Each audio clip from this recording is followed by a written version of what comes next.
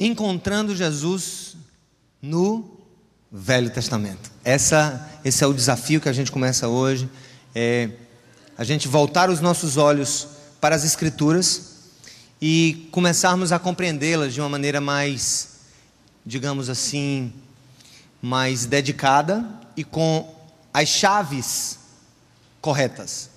Há mistérios no Velho Testamento que, se você tiver com a chave correta, você vai abrir e você vai identificar por que aquilo aconteceu, o que é que aquilo significava, ou o que é que aquilo simbolizava enquanto história de Deus, história do povo de Deus.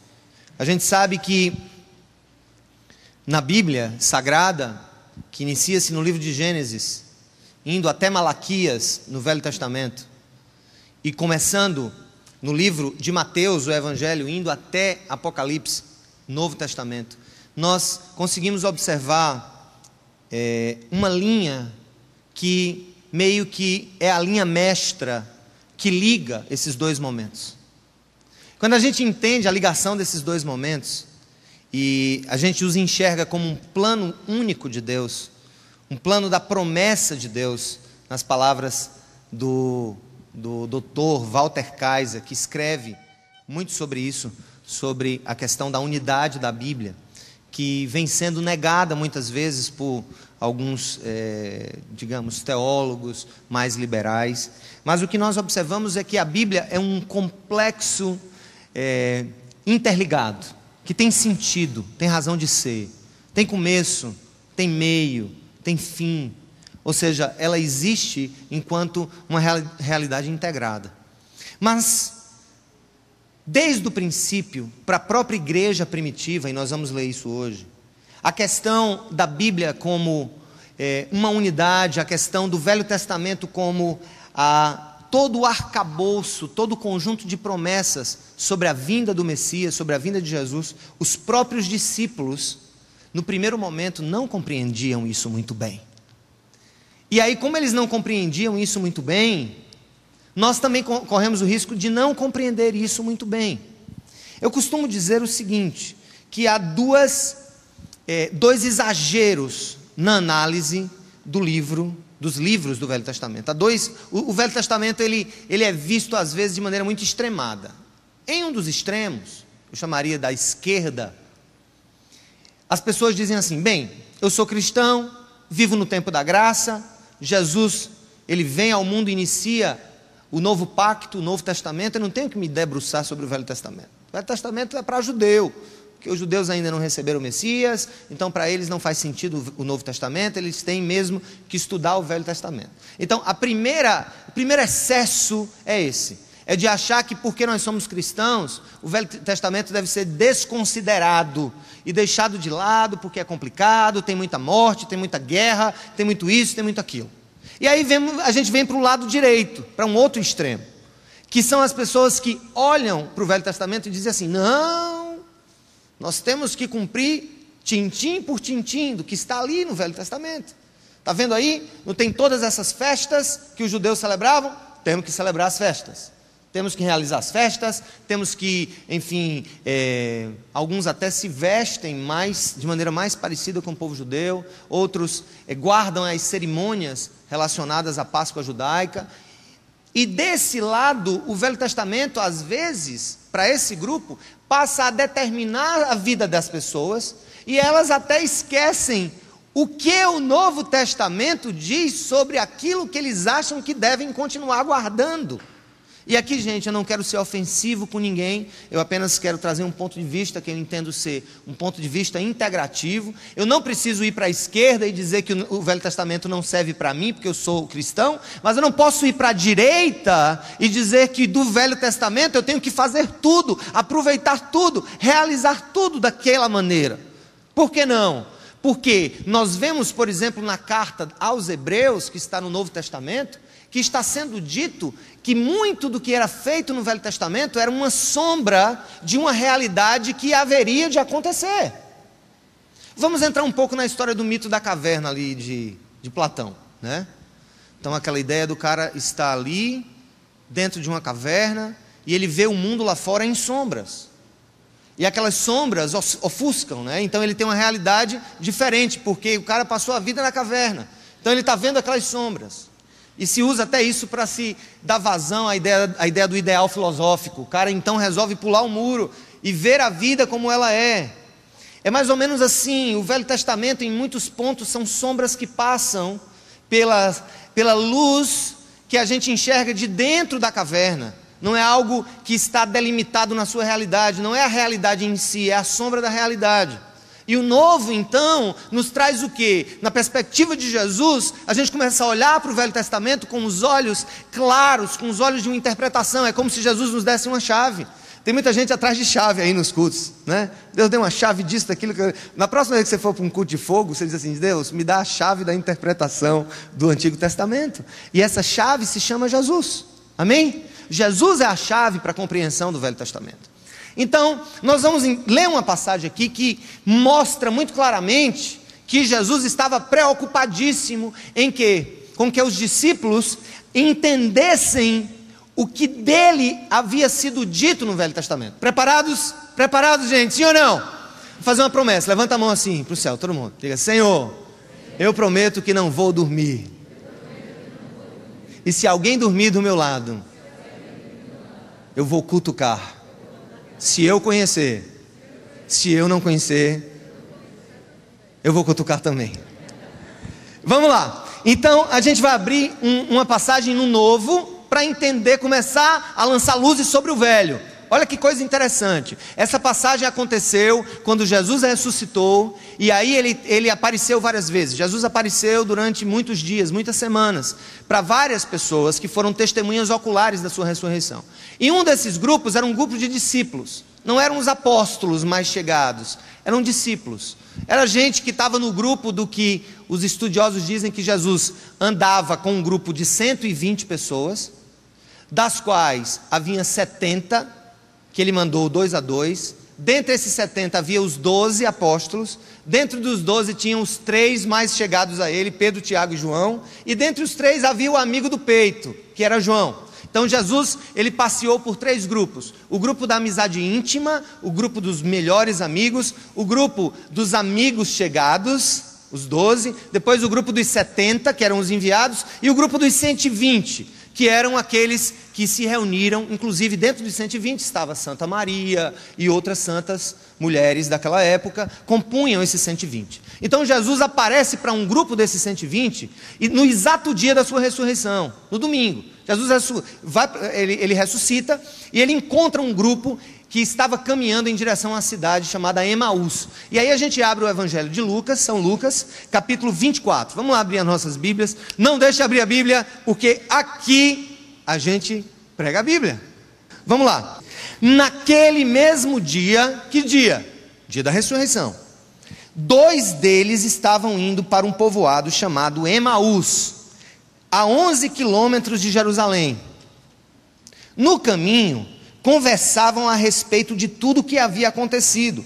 Enquanto conversavam e discutiam, o próprio Jesus se aproximou e começou a caminhar com eles, mas os olhos deles foram impedidos de reconhecê-lo. Ele lhes perguntou: sobre o que vocês estão discutindo enquanto caminham? Eles pararam com os rostos entristecidos, e um deles, chamado Cleopas, perguntou a Jesus. Ele não sabia que era Jesus. Olha o que é que ele perguntou: você é o único visitante em Jerusalém que não sabe das coisas que ali aconteceram nesses dias? Você é o único? Que coisas? Perguntou Jesus. Que coisas? O que aconteceu com Jesus de Nazaré, responderam eles. Ele era um profeta, poderoso em palavras e em obras diante de Deus e de todo o povo. Parou aqui, bota o dedão. Qual foi a definição quando ele perguntou? Jesus, sim, Jesus de Nazaré. Eles disseram o quê? Vamos ler comigo. Ele era o quê, Jesus, para aqueles discípulos? Ele era um profeta, poderoso em palavras e em obras diante de Deus e de todo o povo. Presta atenção. A visão que aqueles 2 homens tinham de Jesus, embora tenham andado 3 anos e meio com ele, é que Jesus era um profeta. Um homem com palavras poderosas. O que são palavras poderosas? Vamos dizer, na mente carnal da gente. O que são palavras poderosas? Palavras persuasivas. Palavras capazes, né, de entrar no coração. Então aqueles homens disseram o que, gente? A Jesus naquela hora. Olha, você é o único que não sabe. Eles não reconheceram Jesus. Você é o único que não sabe do que aconteceu em Jerusalém. O que aconteceu? Jesus de Nazaré, o profeta, poderoso em palavras, poderoso em obras, diante de Deus, diante dos homens. Observem, gente, que a visão deles não era errada, mas era uma visão incompleta. Esse é o problema da igreja. Nós conhecemos um Jesus amputado, incompleto. Nós escolhemos o Jesus que cabe dentro das nossas cosmovisões. Para alguns, Jesus é aquele cara que dá poder para o pastor, para o apóstolo, para o bispo, me curar ou curar você, ou fazer o que quer que seja. Para outros, Jesus, lá na frente vocês vão ver, que eles não só tinham essa visão incompleta. Olha o que é que ele diz mais na frente, olha. E hoje é o 3º dia desde que tudo aconteceu. Algumas das mulheres entre nós nos deram um susto hoje. Foram de manhã bem cedo ao sepulcro e não acharam o corpo dele. Voltaram e nos contaram ter tido uma visão de anjos que disseram que ele estava vivo. Alguns dos nossos companheiros foram ao sepulcro e encontraram tudo exatamente como as mulheres tinham dito, mas não viram. E aí, gente, nós vemos aqui que nesse momento eles tinham uma visão incompleta de Jesus. Em um outro momento eles dizem, não, Jesus que viria restaurar Israel. Restaurar Israel de quem? De Roma. O Império Romano dominava o mundo. E os judeus sempre esperaram esse Messias. E eles esperavam que Jesus seria aquele cara que ia pegar uma espada e saía cortando a cabeça de Herodes, de Pilatos, e ainda iria até a sede do governo romano, lá em Roma, matar o César. Era isso que eles esperavam. Ou seja, qual é a sua visão de Jesus? Qual é a sua visão a respeito desse homem? O Salvador? O que é? O realizador de milagres? Ou você pensa como os muçulmanos? Os muçulmanos olham para Jesus e o nome dele é Issa no islamismo. Issa é o nome de Jesus. Os muçulmanos sabem quem é Jesus, só que eles têm uma visão de Jesus baseada, o quê? Nas revelações de Maomé que aconteceram 7 séculos depois de Cristo. Eles dizem, não, Jesus, Issa é um profeta. Isso é um profeta, o profeta que curava. Outros esperavam que Jesus fosse um revolucionário, um tipo Jesus Guevara. Outros achavam que ele iria ser petista, ou aliás, do PCdoB da época da ditadura, entendeu? Invade tudo, da turma da Dilma, né? Naquela época da ditadura. Essas visões incompletas fizeram com que Jesus dissesse uma coisa que para nós é o pano de fundo, é a base sobre o qual nós vamos construir essa série. Olha o que é que Jesus diz. Vamos lá. Jesus diz no versículo 25: e lhes disse Jesus, como vocês custam a entender e como demoram a crer em tudo que os profetas falaram. Vamos lá. Como vocês, vamos repetir comigo, como vocês custam a entender e como demoram a crer em tudo que os profetas falaram. Jesus estava se remetendo aos profetas. Os profetas estavam onde? No Velho ou no Novo? No Velho. O Velho Testamento tem vários livros proféticos e todos eles falam sobre Jesus. Você encontra Jesus em todos os livros proféticos. E Jesus diz assim, começou a dizer o seguinte: como vocês demoram a entender quem eu sou? Eu acho que essa expressão de Jesus é tão viva, é tão contemporânea, tão atual. É como se Jesus olhasse para nós e para muitos aqui e dissessem: como vocês demoram a compreender aquilo que diz respeito a mim? Gente, eu vou dizer uma coisa para vocês: pior do que não conhecer uma certa pessoa é ter sobre ela impressões incompletas. Já perceberam que quando a gente conhece alguém de maneira incompleta, nós fazemos juízos de valor que caibam dentro das nossas perspectivas humanas? E Jesus não queria ser visto de maneira incompleta. E a única maneira de Jesus não ser visto de maneira incompleta e ser visto de maneira real era reportando-os, levando-os a uma viagem de volta às Escrituras. E eu quero dar uma dica para vocês: todas as vezes que vocês lerem o Novo Testamento, que tiver o nome Escritura, eles estão se referindo às Escrituras do Velho Testamento. Na época de Jesus, qual era a Bíblia que Jesus pregava? Era o Velho Testamento, não existia o Novo. Então, aí é o primeiro ponto que a gente precisa escorraçar da nossa vida. Ah, não, porque eu sou cristão, na era da graça, eu não preciso olhar para o Velho Testamento. Jesus se reportou ao Velho Testamento vários momentos. E olha o que ele diz aqui, gente. É muito interessante para nós o que Jesus diz. Olha o que ele diz. No versículo 26, Jesus diz: não devia o Cristo sofrer essas coisas para entrar na sua glória? Não está escrito que eu tinha que morrer, vocês ainda não entenderam. Aí o que Jesus faz? E começando, vamos comigo, e começando por Moisés e todos os profetas, explicou-lhe o que constava a respeito dele, aonde? Em todas as Escrituras. E aí, gente, nós vamos agora começar usando isso como pano de fundo para a nossa compreensão. A mensagem de hoje, eu nem falei o título, é Encontrando Jesus no livro de Gênesis, que é o primeiro livro. A gente vai começar lá em Gênesis. Mas antes da gente ir para Gênesis, eu preciso de um outro texto. Você vai virar a página, só uma virada, e você vai cair em cima do primeiro capítulo do Evangelho de João. Concordam? Todo mundo está no Evangelho de João, depois de Lucas. Virou a página, é o último Evangelho. Deixa eu falar para vocês. Diferença dos 4 Evangelhos. A pessoa pergunta, por que 4 Evangelhos? Por que não só um? É porque Deus queria dar uma visão de Jesus de maneira completa. Em Mateus, Jesus é visto como o rei que vem. Em Marcos, Jesus é visto como o servo que serve. Em Lucas, Jesus é visto como o homem, 100% homem. E em João está em cena a divindade do Cristo de Deus. Capítulo 1, João, que era o seu amigo mais próximo, o amigo da lágrima, o amigo a quem ele deu a própria mãe para tomar de conta. Maria ficou sob os cuidados de João.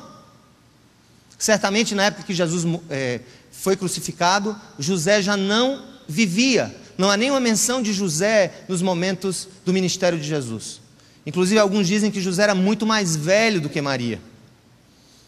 E aí, gente, nessa hora, João, que viveu com Jesus, que experimentou da sua divindade, ele escreve assim, vamos ler comigo: no princípio era aquele que é a palavra, o verbo em algumas bíblias. Ele estava com Deus, e ele era o que? Deus. Ele estava com Deus no princípio. Todas as coisas foram feitas por intermédio dele, e sem ele, nada do que existe teria sido feito. Vamos lá. Versículo 3, vamos ler juntos. Todas as coisas foram feitas por intermédio dele. Sem ele, nada do que existe teria sido feito. João começa o Evangelho não com uma genealogia humana, como Mateus faz e como Lucas faz. João começa o seguinte, ele diz: no princípio, na eternidade passada, o Verbo estava com Deus, e o Verbo era Deus. João aqui tem uma compreensão muito clara, que Jesus não surge como pessoa no momento em que o Espírito Santo o concebe no ventre da sua mãe. Jesus não surge ali como pessoa, nós surgimos ali como pessoa. Na bioética cristã, no momento da fecundação, ali surge uma nova vida. Nós surgimos ali. Corpo, alma e espírito iniciam-se ali. Na hora que nós nascemos, na hora que há a fecundação, ali no útero da nossa mãe, ali começa a nossa vida. E um dos grandes problemas humanos, inclusive esse é um dos problemas do Islã, com o qual eu me refiro muito irrespeitosamente nesse momento, é que o que João está querendo dizer naquele momento, é que Jesus, o Verbo de Deus, a Palavra de Deus, estava com Deus desde o princípio, porque ele não só estava, mas ele era também o próprio Deus. Ele e o Pai e o Espírito Santo são os três Deus, e os três têm papéis diferentes. Tem papéis diferentes, mas a mesma essência. João está deslocando a análise de Jesus não para a cronologia humana. E aí é um dos problemas que a gente tem, é de olhar um Jesus apenas que nasceu e surgiu como pessoa, quando Maria recebeu ali a divina intervenção do Espírito Santo. Não! Absolutamente. Esse é um dos nossos equívocos. O Jesus em quem nós cremos não é apenas um homem que surge na história ali há 2000 e poucos anos. Ele é o próprio Senhor, construtor e criador da história. Louvado seja o nome do Senhor. Ele é o construtor da história. Ele é o criador da história. Ele estava desde o princípio. Mas por que chamar Jesus de verbo? Por que chamar Jesus de verbo? Por que dizer que ele é o verbo? Gente, o que é a nossa palavra? A nossa palavra é a expressão do que somos, do que pensamos, dos nossos valores e dos nossos mais profundos, pensamentos. Há até uma expressão humana que diz assim: a boca fala do que o coração está cheio. Então, se você vê uma pessoa, sabe, que está ali de falar pornografia, de desejar o mal aos outros, ou de alimentar sentimentos hostis, ali a palavra é a expressão visível daquilo que está dentro de nós. Mas o que é a palavra também? Falando sobre termos linguísticos. O que é a palavra? A palavra é uma codificação daquilo que tem dentro de nós. Ou seja, Deus, o que Deus fala é o que Deus é. E Jesus então é essa palavra criativa. Ele é o Filho, que é a expressão exata do ser de Deus. Ele é o verbo de Deus. É todo o conjunto de atributos divinos em ação na pessoa do seu Filho. Deixa eu tentar me explicar um pouco mais. Deixa eu tentar ser mais claro. Jesus é visto aqui, já no livro de João, que não está no Velho Testamento. João, na realidade, traz à tona um pouco do que está no primeiro capítulo da Bíblia. E nós vamos ao primeiro capítulo da Bíblia e nós vamos entender o que eu estou dizendo. Vamos para o primeiro capítulo da Bíblia, aí nós vamos para o Velho Testamento agora, para o início do Velho Testamento, e nós vamos ver o que é que acontece no princípio. No princípio Deus criou os céus e a terra. Era a terra sem forma e vazia. Trevas cobriam a face do abismo e o Espírito de Deus se movia sobre a face das águas. Entendam comigo. Aqui a gente vê que Deus, no princípio, Deus, está falando de Deus. Entendamos esse Deus aqui como Deus Pai, revelando-se aqui. E aí nós vemos que o Espírito de Deus parava sobre as águas. Quem é o Espírito de Deus? O Espírito Santo. E logo depois, disse Deus o quê? Haja luz, e houve luz. Jesus não é a palavra, e João lá na frente não disse que todas as coisas foram criadas por ele, por intermédio dele? Ou seja, Jesus então, nesse momento, é a palavra criadora, que traz do ex nihilo, do nada, a criação, tudo que existe. Portanto, Jesus não é apenas um homem da história. Jesus não é apenas alguém que apareceu há 2000 anos, com uma palavra forte, com uma palavra cheia de graça, como um profeta. Jesus é dito e revelado aqui como o próprio Deus, participante do ato criador. Ele estava presente na criação de todas as coisas. E aí, com a devida vênia, com as devidas desculpas, com o devido respeito, Jesus não pode se comparar jamais a Maomé, porque Maomé, o líder do islamismo, em nenhum momento disse que era Deus. Leia o Alcorão de Gênesis Apocalipse, do primeiro capítulo ao fim. Leia o Alcorão do primeiro capítulo ao fim. Em nenhum momento Maomé traz para si o selo de Deus. Se eu estivesse pregando aqui no Oriente Médio, eu já estava preso nessa hora. Mas isso é verdade, é uma questão de buscar da própria consciência a verdade.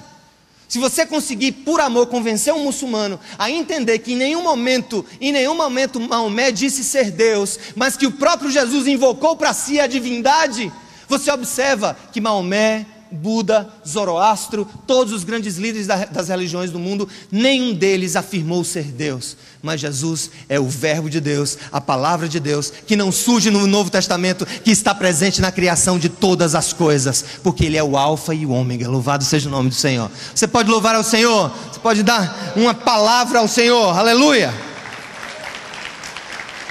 A primeira verdade que nós vemos aqui, vocês vão repetir comigo: Jesus, repita, Jesus tem o desejo que o reconheçamos a partir do Antigo Testamento.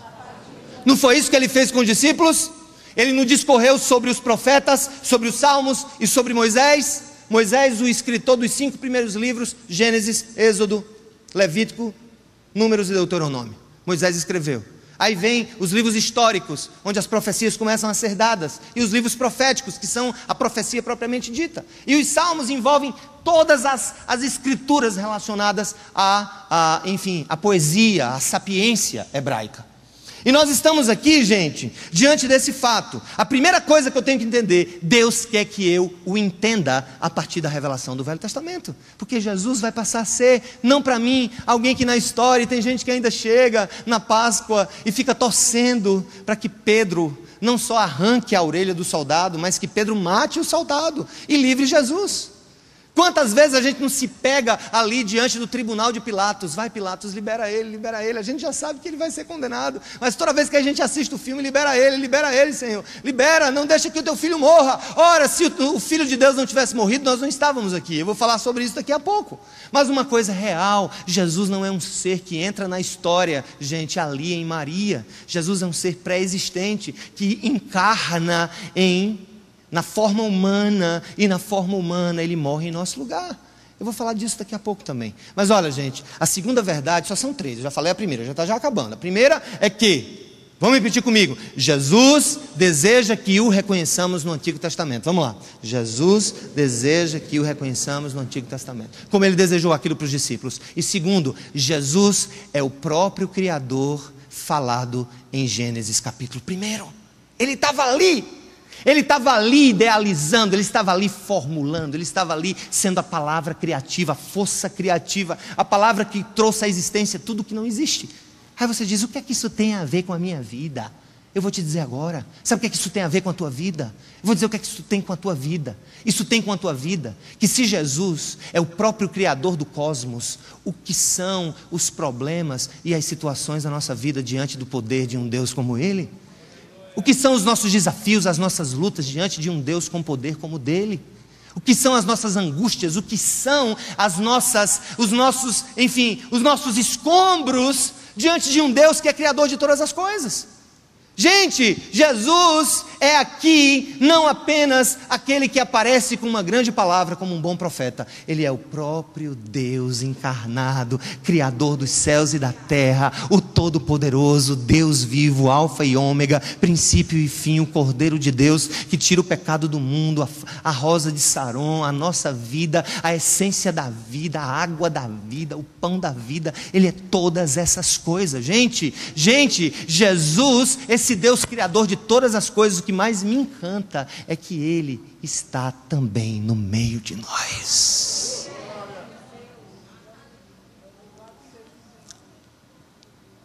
Ele está no meio de nós. Ele está aqui nesse lugar. No princípio estava Ele. E o terceiro ponto e último, nós vamos então ainda no livro de Gênesis, mas antes da gente passar para o livro de Gênesis novamente, eu queria que eu descobri um texto muito, muito curioso nas Escrituras, que está lá no livro de Provérbios, era algo oculto que só haveria de ser revelado em Cristo. Mas olha que coisa interessante, você vai abrir no livro de Provérbios capítulo 30, no Velho Testamento, Provérbios, o livro da sabedoria, versículo 4 do capítulo 30 de Provérbios, diz assim, acompanhe comigo: quem subiu aos céus e desceu? Quem ajuntou nas mãos os ventos? Quem embrulhou as águas em sua capa? Quem fixou todos os limites da terra? Qual é o seu nome? E o nome do seu filho? Conte-me se você sabe. Olha que coisa linda! Ninguém sabia desse nome, mas o autor sagrado em Provérbios já sabia da sua existência, já sabia do Filho de Deus.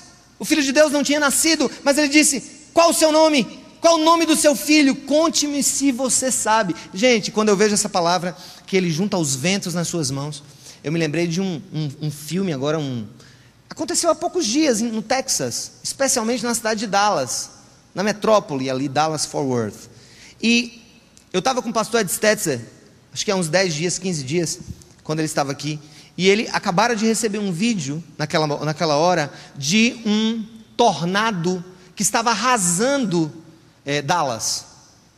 E aí, vocês sabem que tornado é uma coisa esquisita, porque você não tem como prever as suas formações. Por isso que alarmes de tornado são horas antes, e em certos vilarejos as pessoas não recebem um sinal e acabam sendo destruídas porque não procuram abrigos. E em certas condições, se for um de categoria 5, ele é capaz de levantar uma estrutura de concreto. E quando eu assisti o filme Tornados, eu não sei se vocês assistiram esse filme, que era um grupo de pesquisadores tentando descobrir o que estava por trás da formação de um tornado de categoria 5, que eles na hora, quando eles começavam a dizer, olha, o 3 é um absurdo, o 4 é algo terrível, e o 5 é o quê? O 5 é o dedo de Deus, só pode, é uma força descomunal que é num tornado. E aí eu recebi o vídeo, gente, conseguiram filmar em Dallas. Vocês conhecem esses caminhões grandes? O caminhão é chamado de cavalo, né? E o que ele carrega é chamado de carroça, carroça, não sei como é que chama, é isso mesmo? Carroceria. Tem uns que são imensos, do tamanho de ônibus. Gente, quando eu assisti o filme, que eu vi uma vaca rodando, eu digo, o povo mentiroso, mãe. Menino, mas parece assombração, isso é conto de fada. Uma vaca rodando no tornado, gente. Uma vaca inteira, não era só o chifre, não, era a vaca. A vaca toda inteira rodando. Eu digo, Deus, isso é possível. Eu achei que aquilo era brincadeira. Depois eu comecei a ver em filmes e em documentários que de fato é vaca, é cavalo, é gente que se entrar no olho do negócio, vai embora. Mas sabe o que estava voando, feito uma pipa no Godstock? A carroceria de um caminhão. Assim, ó, feito uma pipa. Digo, meu Deus, onde é que isso vai cair? Quando isso cair, isso aí vai matar muita gente. Uma carroceria inteira é muito peso, voando, gente, voando, feito uma pipa. Nesse tornado que aconteceu há uns 15 dias em Dallas, lá no Texas. Aí eu olho para esse texto, e aí a gente vê que a força desse furacão, diante do poder de Jesus Cristo, é um nada, porque ele diz assim, quem subiu aos céus e desceu, quem ajuntou na mão os ventos? E eu quero agora fazer uma ponte existencial dessa palavra. Jesus é aquele que segura nas mãos, permitindo-nos atingir, mas controlando todos os ventos contrários em nossas vidas. Ele quem toma nas suas mãos os ventos da nossa vida. Amém, gente? Ele carrega, Ele segura nas suas mãos. Quando é hora do Senhor completar os seus planos, Ele diz, para.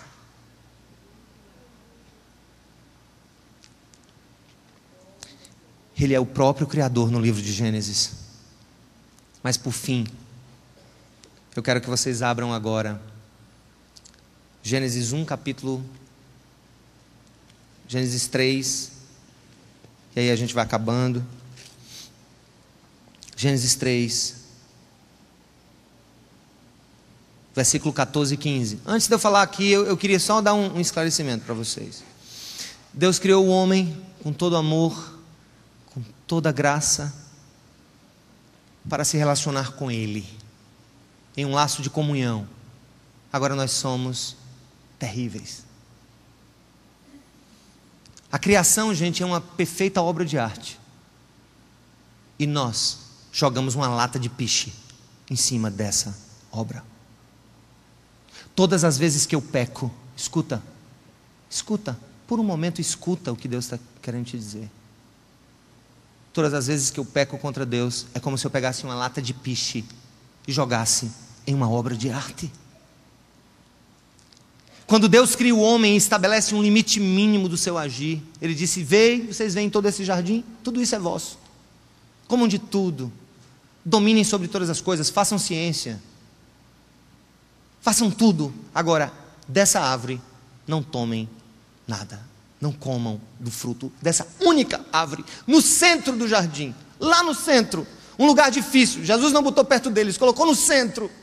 até para que nós pudéssemos, pela própria dificuldade de chegar no centro, pudéssemos dizer assim: não, Senhor, eu não vou pecar, eu não vou atrás daquilo. E aí, em um mundo de opções, em um mundo de possibilidades, em um mundo de infinitas possibilidades, o homem sai e o homem vai até aquela árvore. Gente, aquela árvore, não adianta a gente tentar especular que fruta era aquela, se era maçã, se era jaca, se era, enfim, se era fruta-pão, alguns dizem que é coco. Eu sempre digo isso, porque é a única fruta que você toma e come, porque a mulher tomou o fruto e comeu. Então, não é coco, certamente não seria coco. O que quer que seja, ali era apenas uma representação do limite do respeito a Deus, do temor às suas palavras, do se sentir abençoado por tudo que Ele tem nos dado, mas de sentir-se também responsável por obedecê-lo. Não importa qual a razão daquela obediência naquele momento, não toquem naquele fruto. Jesus estava lá no ato de criação, Ele é a própria palavra criadora, e Ele estava presente no conselho da Trindade, Pai, Filho e Espírito Santo, vendo o homem por livre e espontânea vontade ir até aquele lugar e estragar toda a obra. Esse é o discurso mais difícil de ser pregado na igreja, que nós somos os que estragaram com a obra, e nós continuamos a estragar a obra de Deus, nós continuamos a estragar os princípios de uma vida santa, de uma família unida, de um trabalho honesto. Nós estragamos, estamos todo o tempo estragando, nos prostituindo, enquanto humanidade, vivendo a nossa vida como se não houvesse amanhã, como se Deus fosse uma caricatura, ou um quadro pendurado na janela. Naquela hora, naquela perfeição, naquilo que, pela própria palavra cosmos, significa ordem, toda aquela ordem, aquela estrutura orgânica, toda a criação na beleza, na completa beleza do seu ser. O mundo que nós vivemos pode até ser belo aos olhos do poeta, mas aos olhos de Deus é um mundo corrompido, é um mundo em que nós estragamos o meio ambiente, é um mundo em que nós estragamos a nossa vida, a nossa saúde, comemos o que não devemos. Nós somos especialistas em Deus nos dar quadros pintados belíssimos e chegarmos lá e jogarmos baldes de piche. Você já pisou em piche na praia? Já teve o desprazer de pisar em piche na praia? O que acontece? Você tenta tirar o piche, bota areia, fica mancha, e aí você vai, você tem que colocar solvente. Agora pega solvente para tirar o piche do quadro, e o que vai acontecer com o quadro? Não há jeito, nós não conseguimos remover esse piche de modo a reestruturar a criação como ela era. Nós nunca conseguiremos, pelas boas obras, pelos nossos esforços, reestabelecer uma pintura linda, pintada pela mão da Trindade, uma pintura em que o ser humano está ali como coroa da criação, representante de Deus na terra, para cuidar da terra, para desenvolver a terra. O que nós vemos é que quanto mais a ciência evolui, mais nós estamos sozinhos, mais nós somos prepotentes, mais nós somos individualistas, vivemos na área da plena comunicação e nunca vivemos tão sós como vivemos hoje, na frente dos nossos computadores. É esse o mundo que nós vivemos, gente. Olhar para trás e olhar para Jesus é olhar que o que aconteceu no momento em que o homem come daquele fruto, passando para toda a humanidade o DNA existencial do erro, do pecado, da falha, da transgressão. Deus, o próprio Deus ali dá uma solução, e quem vai para resolver aquilo é o próprio Jesus. Lá em Gênesis fala-se não só do Jesus Criador, mas do Jesus Salvador, que veio refazer em nós a obra-prima que nós mesmos manchamos com o piche do nosso pecado. Gênesis capítulo 3 diz assim, no versículo 14 e 15, vamos lá comigo. Então o Senhor Deus declarou à serpente: uma vez que você fez isso, maldito é você. Entre todos os rebanhos domésticos e entre todos os animais selvagens, sobre o seu ventre você rastejará, e pó comerá todos os dias da sua vida. E aí Deus diz, porém inimizade entre você e entre a sua descendência e a descendência dela. Este lhe ferirá a cabeça e você lhe ferirá o calcanhar. Você não pode deixar de escrever ao lado de Gênesis 3,15 a seguinte palavra: isso aqui é o P-R-O-T-O, o proto-evangelho. É o protótipo do evangelho. Ali é a antecipação do que o evangelho seria para nós. Deixa eu falar para vocês, eu vou explicar. Deus chega para Satanás e diz: porém inimizade entre você e a mulher. Deixa eu perguntar uma coisa, alguém aqui nasceu, todo mundo nasceu aqui, não?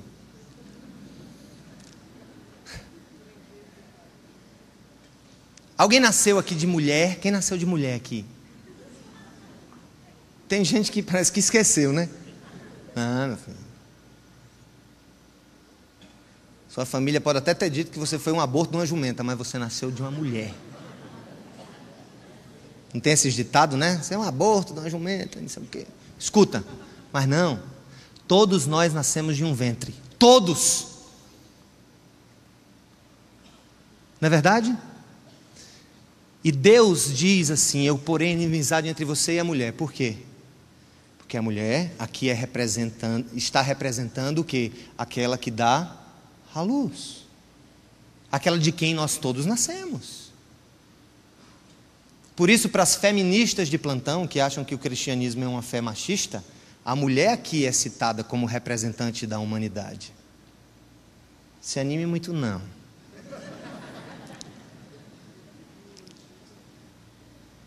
Ele diz: eu porém inimizade entre ti e a mulher, e entre o descendente da mulher e o seu descendente. Você, ele, o seu descendente, ferirá o calcanhar do filho da mulher, mas ele te ferirá a cabeça. A gente mata a cobra pisando na cabeça, né? Deus, no momento do pecado, no momento do balde de piche sendo jogado sobre a obra-prima da criação, Ele já diz: porém inimizade entre você e a mulher, entre o teu descendente e o descendente da mulher. Quem é o descendente da mulher aqui em jogo? Quem é aquele que se tornaria carne para resolver o problema da humanidade? Quem, gente? Jesus!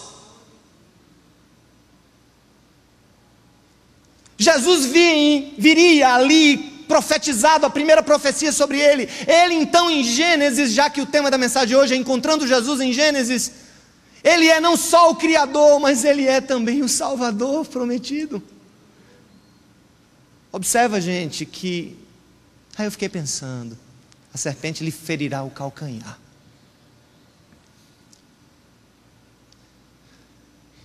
E aí eu me lembrei que a crucificação romana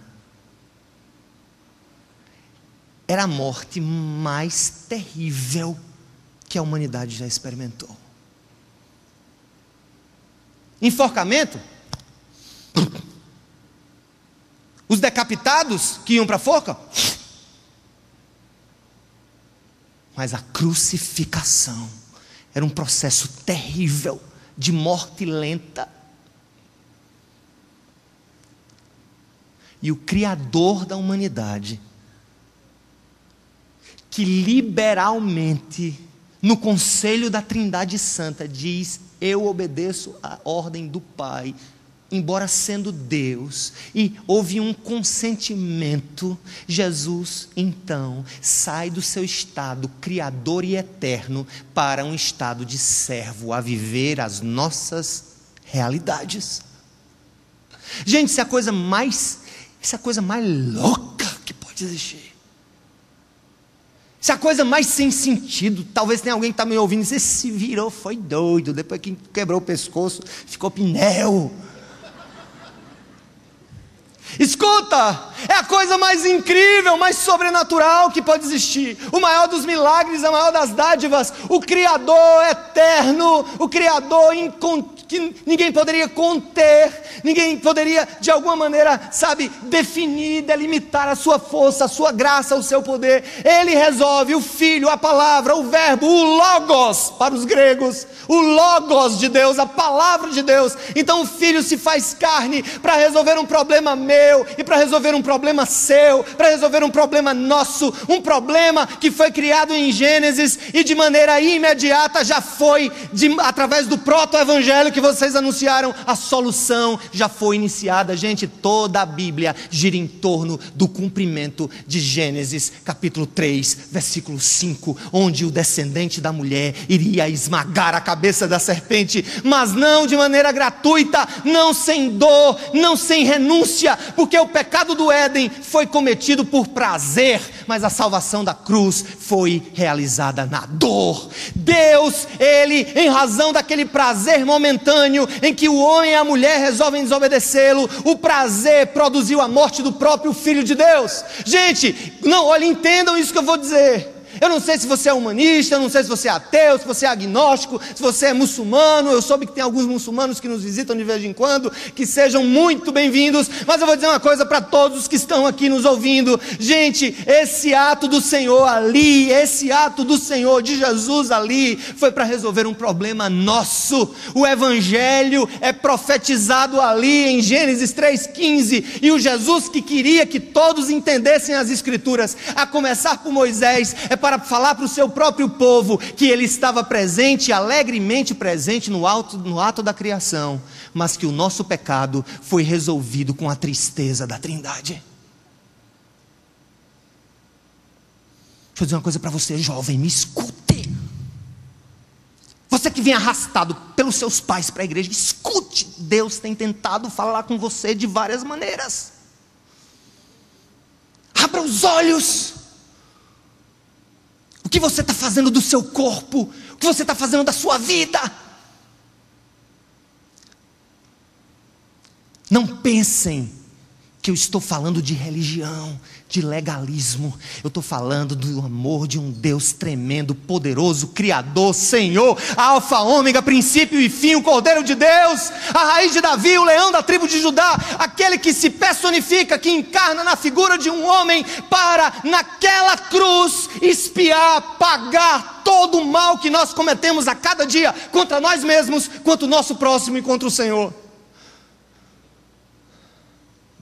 O Jesus de Gênesis é o Criador oculto e é o Salvador prometido. E nunca esqueça disso. O pecado que nós cometemos por prazer teve que ser resolvido com a dor do Filho de Deus, num pior tipo de morte que já existiu, a ponto de ser extinguida de toda a face da terra. Nem a Santa Inquisição utilizou esse tipo de morte. O próprio Império Romano resolveu, depois de alguns anos, eliminar a morte por crucificação, por ser tão hostil, tão animalesca. E durante a minha crise, a minha hérnia, ela fez 2 visitas indevidas. Ela saiu, o disco saiu do lugar devido e espraiou-se em direção à medula, comprimindo a minha medula, mas também saiu à direita, comprimindo todo esse complexo de nervos dos meus membros superiores à direita. E tinha hora que eu conseguia sentir, gente, por causa daquele pequeno pensamento, todo o nervo do meu braço, passando por aqui, ombro, até os dedos e nas costas. E eu fiquei pensando, Deus, hoje preparando essa mensagem, eu disse, Senhor, o que é que Tu fizeste por nós? Como o nosso pecado é algo sério, como o nosso pecado que a gente trata com banalidade, como a prostituição a gente trata com banalidade, como, o sexo fora do casamento a gente trata com banalidade, como o roubo, como a mentira, como a corrupção, tudo aquilo custou a dor excruciante. Essa palavra de dor excruciante vem da dor da cruz. É uma dor, gente, é uma dor que nós não conseguimos definir, é uma dor que nós não conseguimos mensurar com palavras. Ela tinha que ser sentida e pronto, só quem passou por ela sentiu. E Jesus, além disso, antes da cruz recebeu, chicotadas, dezenas de chicotadas, com um tipo de instrumento que expôs aos olhos humanos toda a sua musculatura, todos os seus ossos. Muitos dos seus ossos apareceram, porque era profunda a batida. Era couro com pontas de osso, com pontas de ferro, que foram lançadas nas costas, nos braços do Criador do Universo. Essa é uma loucura que a filosofia não aceita. Isso é uma loucura que o orgulho humano não aceita, em que Deus tem que vir resolver o nosso problema, porque nós somos incapazes de resolver o problema da lata de piche sobre a obra de arte da criação. O próprio Deus tinha que resolver isso para nós. O próprio Deus tinha que fazer isso no nosso lugar. E Jesus queria que os apóstolos e os discípulos olhassem para o Velho Testamento e o reconhecessem ali também, em Gênesis 3, versículo 15, onde ele se submete como descendente de uma mulher, Maria, na terra iria destruir para sempre as obras das trevas, mas antes de pisar na cabeça da serpente, ele teve que ter o seu calcanhar ferido. Não sei se você já torceu o pé, uma das dores mais incômodas que tem nessa nossa articulação.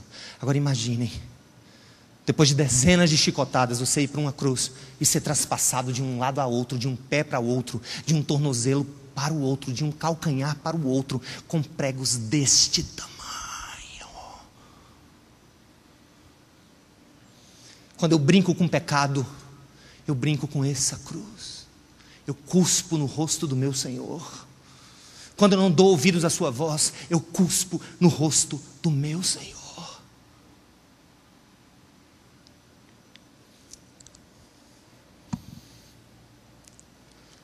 Encontrando Jesus no Velho Testamento, em primeiro lugar, ele queria que nós fôssemos até o Velho Testamento. Segundo, ele é o criador de Gênesis, capítulo 1. E terceiro, ele é o Salvador de Gênesis 3, verso 15. Que ele nos abençoe.